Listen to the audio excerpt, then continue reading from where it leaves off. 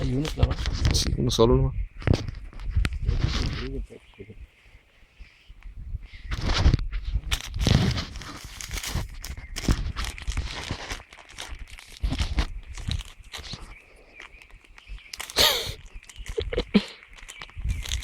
Matías.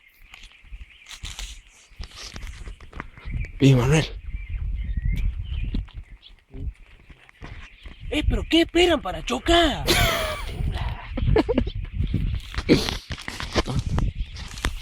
Pescado este también.